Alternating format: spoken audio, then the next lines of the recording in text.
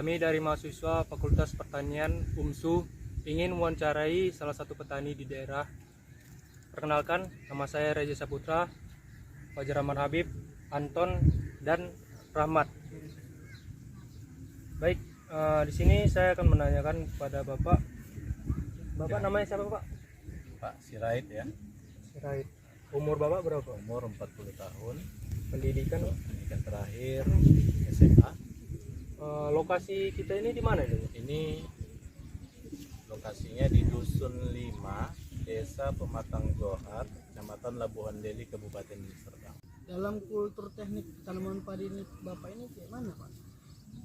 Kalau kultur tekniknya ini dilakukan 2 kali traktor. Traktor pertama itu awalnya ketika tanahnya sudah bagus dan bibitnya sudah bisa ditanam, maka dilakukan traktor kedua, dihaluskan tanahnya, barulah padinya bisa ditanam. Jadi biaya untuk traktor sawahnya per rantai itu berkisar berapa, Pak?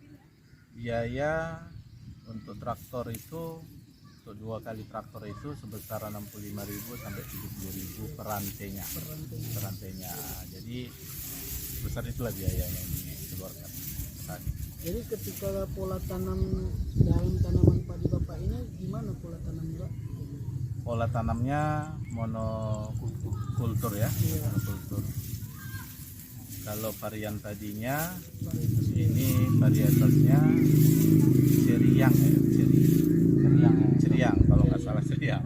Namanya pun agak-agak payah diingat. Iya, Pak. Jadi jarak tanamnya itu, Pak, kisaran berapa? Jarak tanam kalau kita lihat hampir sama, antara 15 sampai 20 cm Iya, Pak. antara padi yang satu dengan yang lainnya. Karena kalau terlalu rapat jarak tanamnya, nanti tidak oleh istilah petani bilang padinya nggak beranak gitu. Nggak banyak dia, cuman jadi dikit-dikit. Nah, jadi kalau kita lihat yang ada kan itu antara 15 sampai 20 cm. Bagaimana frekuensi pada teknik penanaman padi ini, Pak? Penanaman padi di daerah ini atau di Dusun 5, Desa Pematang Johar ini itu setahunnya 2 kali musim, 2 kali musim tanam. Jadi 1 kali musim itu sebenarnya waktunya butuh 4 bulan. Berarti kalau 2 kali kan sekitar 8 bulan. Tapi setelah panen itu ada jedanya, ada istilahnya istirahatnya sekitar 1 bulan lebih, supaya tanahnya kembali ya ke habitatnya lah, subur kembali, nggak terpaksa dia. Kalau dalam pemupukan kira berapa kali? Pemupukan yang dilakukan petani itu rata-rata yang kita lakukan juga itu antara 2 sampai 3 kali dalam 1 musim. Itu pemupukan pertama itu ketika padi berusia 10 hari sejak ditanam, itu dipupuk dengan urea, kemudian nanti ZA dan pupuk untuk buahnya ya, mutiara biru ya, NPK itu. Itulah dia pemupukan yang dilakukan. Bagaimana cara penanganan gulma pada tanaman padi ini, Pak? Penanganan gulma untuk penanaman padi di sini itu pertama itu dilakukan dengan tenaga petani. Mungkin kita lihat kalau di sawah-sawah itu kan ada istilahnya petani itu merumput ya. Nah, itu termasuk penanganan gulma. Kemudian yang kedua bisa juga dengan menggunakan herbisida. Nah, jadi itulah pola penanganan gulma yang ada. Jadi kalau gulma-gulma yang ada di sini itu ada eceng gondok, kemudian juga ada genjer ya kalau bahasa kita, genjer, kemudian ada juga apapun tadi ada saya lihat apa namanya itu kangkung, rumput teki. Dan kalau ini yang kita lihat di sini ada kecil ini kayak kiambang ini, kalau petani sini bilang itu apa, mata lele ya, istilah bahasa petani yang ada di sini. Itulah gulma-gulma yang ada. Biasanya itu, Pak, dengan cara penggunaan herbisida gitu, Pak, atau Sebahagian dominan gitu yang sebahagian ya, sebagian menggunakan herbisida, Kalau ini apa namanya ini mata lele ini, Iya Pak. ini diberantas dengan herbisida disemprot pun nggak mempan ya. Oh. Nah, jadi ini juga ada musim-musimnya. Nanti terkadang musim tanam berikutnya ini nggak terlalu banyak. Ah. Ada juga terlalu banyak dia. Jadi kalau ini dominan, ini perkembangan padi akan tidak tumbuh dengan subur. Oh. Nah, itu. Berarti dapat disimpulkan mata lele ini gulma yang paling dominan di desa ini, atau tergantung musimnya gitu. Tergantung musimnya, tergantung musimnya. Dan- Yang lalu musim sebelum ini Iya Pak. itu nggak ada. Oh. Nah, tiba-tiba ini ada lagi gitu, ya datang lagi. Jadi kita pun nggak tahu, namanya alam ya. Jadi situasi alamnya seperti itu tadi. Jadi untuk pengendalian gulmanya Pak yang sudah dilakukan itu gimana Pak? Yang Kalau untuk mata lele ini, saya diskusi dengan kawan-kawan sama petani, itu menurut mereka herbisidanya tidak ada yang cocok gitu. Belum ada yang cocok. Oh ya Pak. Ada yang bilang pakai urea, disiram urea, mati dia di atas, di bawah masih hijau dia. Nah, tapi yang pernah kami lakukan itu karena mata lele ini penuh, itu di sawah itu sekitar 7,5 rantai penuh semua, ya ditanggoin manual. Nah, jadi untuk pengendalian yang sebelumnya belum dilakukan itu apa Pak? Kisaran pengendalian gulma ini yang belum dilakukan. yang belum dilakukan, Iya Pak.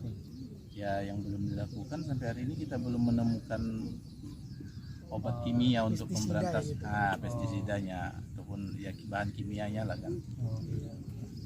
Jadi kalau bagaimana frekuensi pengendaliannya Pak? Frekuensi pengendaliannya biasanya setelah tanam Iya Pak. itu kan kira-kira 2 minggu atau 3 minggu ke depannya itu gulma kan hadir di tengah-tengah padi. Itu biasanya ya dirumput, kemudian kalau misalnya kayak di bentengan kayak gini kan masih memungkinkan untuk disemprot ya kan. Seperti itulah pengendaliannya. Namun memang tanaman padi ini kan ada kawan saya petani juga mengistilahkan padi ini ibarat seperti kita punya tanaman yang harus betul-betul dirawat. Nah, jadi semangatnya, istilah kalau orang petani bilang kan semangat. Semangatnya itu akan terus ada ketika sesering mungkin dipantau, sesering mungkin dilihat-lihat gitu. Istilah begitu ada orang petani. Jadi Pak, kira-kira biaya pengendaliannya Biaya pengendalian gulma maksudnya. Iya Pak. Itu ya istilahnya tentatif lah, tergantung obat yang kita gunakan. Tapi biasanya tadi saya kebetulan habis semprot gitu kan, itu nggak terlalu besar, tadi sekitar 85.000 untuk yang seluas 15 rantai tadi. Nanti 85.000 ya Pak. 85.000 ya. Iya. Itu paling nanti 2-3 kali gunakan kita. penggunaan herbisida itu Bapak menggunakan jenis apa? Herbisida yang digunakan itu biasanya yang tersedia di toko atau di tempat penjualan obat-obat untuk petani yang ada di sini. Tentunya yang kita pilih ya yang ramah lingkungan, yang tidak merusak lingkungan. Seperti itu. Cara pengaplikasiannya? Penggunaannya itu bisa dengan semprotan, disemprotkan, ya sepertinya ya begitu selama ini seperti itu. Mengikuti cara-cara yang sudah Iya, ada lah itu ya Pak. iya. Tradisi masyarakat. Keuntungan menggunakan herbisida tersebut apa Pak? Keuntungannya pertama akan apa namanya, kalau kita berantas dengan tenaga itu kan terlalu banyak tenaga yang dikeluarkan. Kalau dengan herbisida kan lebih efektif, cepat dia prosesnya, kemudian juga dia tidak mengganggu lingkungan yang lain. Kalau kerugiannya Pak? Kerugiannya biasanya terlalu banyak penggunaan herbisida. Ya mungkin kita lihat ini benteng ini ya, yang kita jalan ini namanya benteng-benteng yang ada di sawah. Bedengan-bedengan ini kalau terlalu banyak herbisida, itu bedeng-bedeng itu akan terlalu lembek tanahnya, tidak keras, makanya cepat menghancurkan bedengan-bedengan itu. Oh, itulah ya. Iya, kemudian ya bisa juga merusak kontur tanah kan kalau terlalu banyak herbisida. Jadi penggunaan herbisida ini harus sesuai takaran dan Iya, dosis yang sesuai takaran, kemudian petunjuk saran penggunaannya juga supaya bisa tepat guna gitu. Ya, tidak salah sasaran pada tempat tadi. Iya, iya, tidak berlebih. Ngomong-ngomong Pak, biaya produksi lahan Bapak ini satu musim berapa nih Pak? Ini biasanya kalau di total sih dari biaya traktor, kemudian bibit, sampai pada biaya jasa nanam, sampai nanti biaya jasa waktu panen itu sekitar 5 sampai 6 juta itu. Tanam satu kali musim. Satu kali musim ya Pak. Dari musim. Dalam luasan wilayah Bapak kan 15 rantai tadi lah. 15 rantai. Kalau dia 2 musim Pak berapa? ya, Ya, 2 kali lipat dari ya, 2 kali lipat lah. lipat. Nah, jasa biasanya kan 2 kali lipat dari biaya yang dikeluarkan ketika satu musim. Pak. Kira-kira Pak, hasil Bapak kan udah lama nih jadi petani istilahnya lah gitu. Iya, iya. Hasil produksi yang Bapak keluarkan biaya produksi itu Pak, apakah Menutup. menutup dengan hasil panen yang kita dapat gitu Pak menurut Alhamdulillah masih bahasanya ada untung lah. Walaupun petani ini kan sebenarnya nggak besar tapi ada konsepnya kan berkah jadi dapatlah artinya untuk makan sendiri ataupun ya untuk biaya anak sekolah pun masih bisa lah dari Keluarga. iya. Karena biasanya termasuk sedikit sih hasil lagi di Magesan itu termasuk sedikit hasilnya biasanya 4 ton lebih per musim.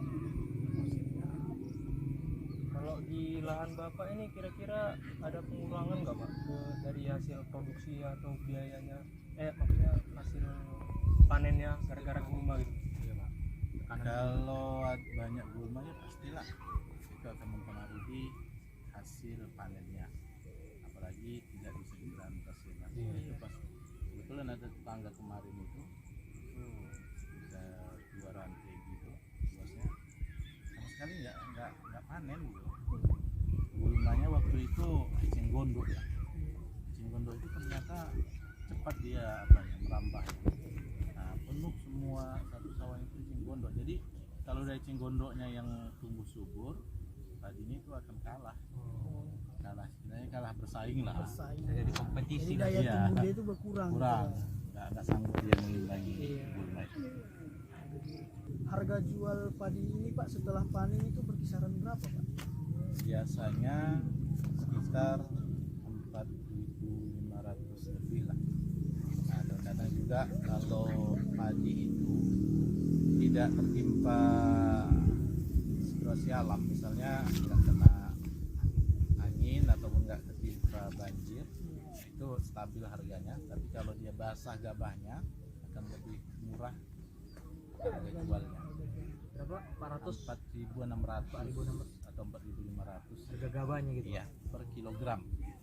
Jadi itu biasanya bersihnya seperti itu. Nah, Kira-kira Pak kan ada nih polemik yang semalam ini ya, yang kita perlu ekspor gitu Pak, impor dari luar negeri gitu kan, untuk apa gitu memenuhi kebutuhan padi kita. Cuman pangan lah ya. iya, cuman kan Bapak tanggapan Bapak sebagai petani tersendiri gitu Pak. Kalau menurut saya kasihanlah sama petani-petani kita. Artinya kan secara leluhur bangsa kita ini juga kan banyak petaninya.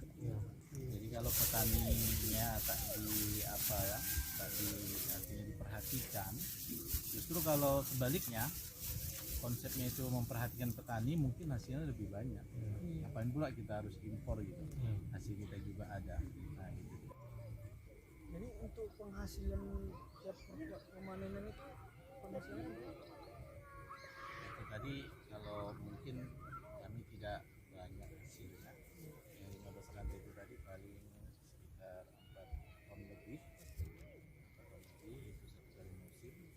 Itu ada sudah kita 2 kali musim ikut di sini. Ya beda-beda sedikit aja sih, nggak terlalu jauh penurunannya.